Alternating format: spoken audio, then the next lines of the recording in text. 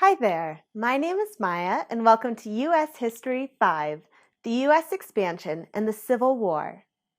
In this video, you'll learn about how the United States grew from the original 13 colonies to the huge country we know today. You'll also learn all about the Civil War, one of America's defining points in history.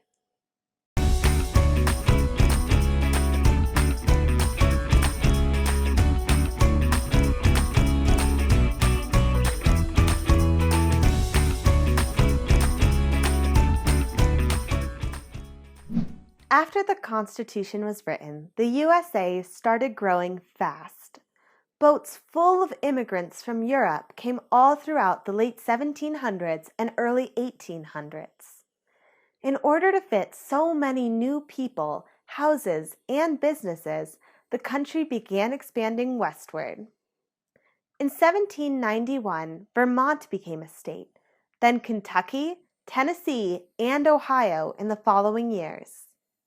In 1803, the U.S. bought a large amount of land from the French in the Midwest and South. This was known as the Louisiana Purchase. The land was a total of 828,000 square miles and sold for $15 million. While this was very expensive, it was well worth it. Now, the U.S. could expand as far west as it wanted. In 1804, two explorers set out in the northwest of the United States, Meriwether Lewis and William Clark.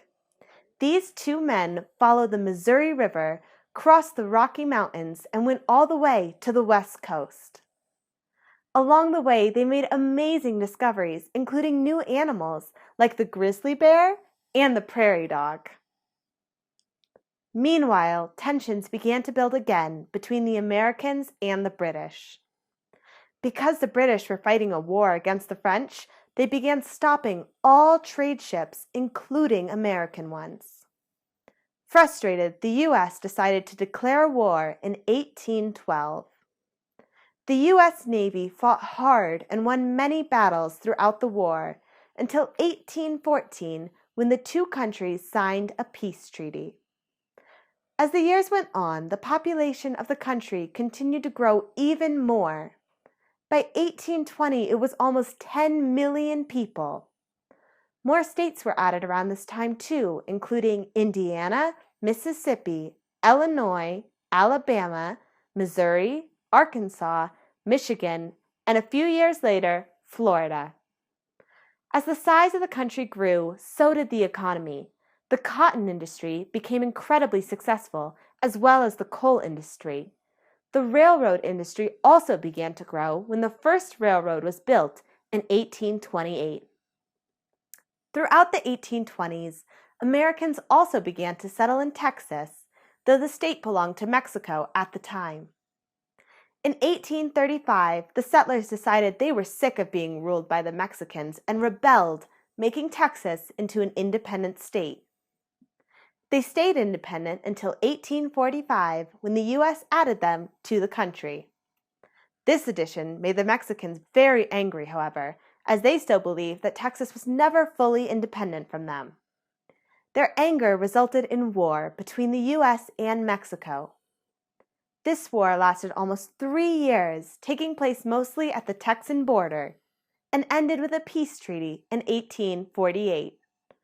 Along with this treaty, Mexico agreed to give California and New Mexico to the United States. Once Americans began moving into California, some found gold in a few of the rivers. When news of this reached the rest of the country, this resulted in what is known as the Gold Rush. Lots of people suddenly began making the journey to the west in hopes of finding gold for their family as well.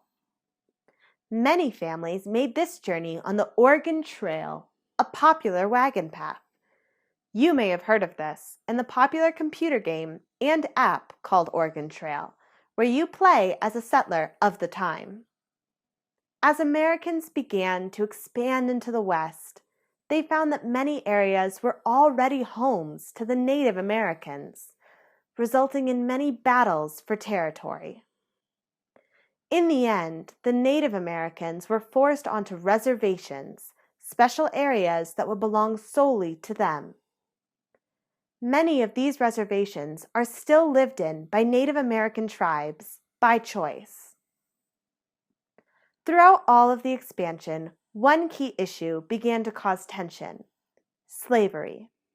Slavery was very common throughout the states, especially many of the southern states. African slaves were forced to work on the plantations and were key to keeping cotton and tobacco industries successful. But many of the Northerners believed that slavery was cruel and unnecessary, and hated the fact that it was up to the states to decide if slavery was legal. In 1809, a man named Abraham Lincoln ran for president and was a very strong opposer of slavery. When he was elected, the southern states were furious. They knew that under his control, it wouldn't be long until they could no longer own slaves. So a few of these states decided they no longer wanted to be a part of the U.S. and instead became their own nation, the Confederate States of America. This was the beginning of the Civil War. The fighting began in 1861 and continued all the way through 1865. The battles were fierce, with many victories and losses on both sides, but the South was at a great disadvantage. Not only did they have far less people, but the North was much better connected by the railroad system.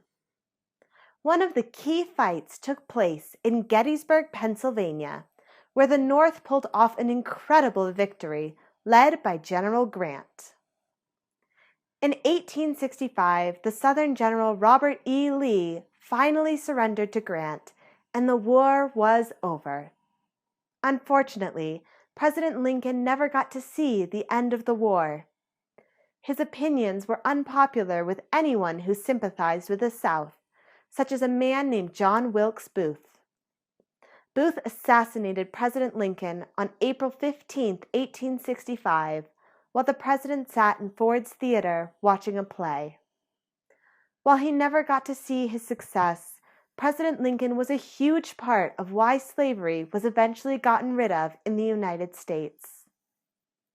Later that same year, the 13th Amendment was added to the Constitution, officially forbidding slavery. As the South rejoined the U.S., the entire nation spent many years rebuilding and finding new faith in their country after such an intense civil war. Be sure to test your skills with our fun online learning quizzes and games. Thank you for watching, and until next time, always be clever. Hey!